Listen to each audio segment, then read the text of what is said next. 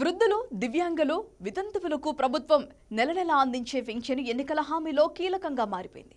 దేశవ్యాప్తంగా వివిధ రాష్ట్రాల్లో ఈ రకం పింఛన్ అమల్లో ఉన్నప్పటికీ తెలుగు రాష్ట్రాల్లో మాత్రం ఓట్లు కురిపించడంలో ఆసరా పింఛన్లు కీలక పాత్ర పోషిస్తాయి. అందుకే రాజకీయ నేతలు ఆ వర్గం వారిని ఓటు బ్యాంకుగా చూసుకుంటూ ఉంటారు. ఆ క్రమంలోనే వైఎస్ జగన్ వారికి ఇచ్చే అబద్ధపు హామీలు తాజాగా మరోసారి తెరపైకి వచ్చాయి. ఆసరా పింఛన్ల విషయంలో చంద్రబాబు గతంలో ఇచ్చిన హామీని అమలు చేసినంత సమర్థంగా జగన్ అమలు చేయలేకపోయారనే వాదన గట్టిగా ఉంది. పైగా రాబోయే ఎన్నికల కోసం కూడా ఇప్పుడు వైసీపీ అధినేత ఇచ్చిన మాటను ఏ మేరకు అమల్లో పెడతారనేది ప్రశ్నార్థకరంగా ఉంది. చంద్రబాబు 2014 సమయంలో అధికారంలోకి వచ్చినప్పుడు అంతకుముందు 200 ఉన్న పెన్షన్లు ఏకంగా 1000 చేశారు. ఇక ఆ తర్వాత ఆయన హయాంలోనే పెన్షన్లు 1000 నుంచి 2000కు పెంచారు. ఇక 2019 ఎన్నికల కోసం చంద్రబాబు ఆ ఆసరా పెన్షన్ను 2000 నుంచి 3000 వరకు ఒకేసారి చేస్తానని హామీ ఇచ్చారు. అయినప్పటికీ చంద్రబాబు అధికారంలోకి రాలేదు. కానీ జగన్మోహన్ రెడ్డి 2019 ఎన్నికలకు ముందు ఇచ్చిన హామీల్లో భాగంగా 2000ను 3000 చేస్తానని హామీ ఇచ్చారు. కానీ జగన్ ఆ హామీ నెరవేర్చడానికి ఏకంగా 5 ఏళ్ల సమయం పట్టింది.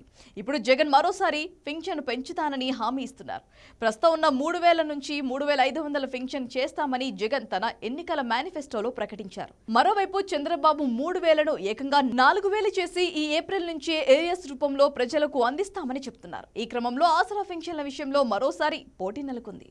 కానీ పెన్షన్ విషయంలో మొదటి నుంచి ఇచ్చిన మాట ప్రకారం చంద్రబాబు వర్తిస్తూ వచ్చారు. కానీ జగన్మోహన్ రెడ్డి తన హామీకి విరుద్ధంగా వ్యవహరించారు. కానీ పెన్షన్ విషయంలో మొదటి నుంచి ఇచ్చిన మాట ప్రకారం చంద్రబాబు వ్యవహరిస్తూ వచ్చారు. కానీ జగన్మోహన్ రెడ్డి తన హామీకి విరుద్ధంగా వ్యవహరించారు.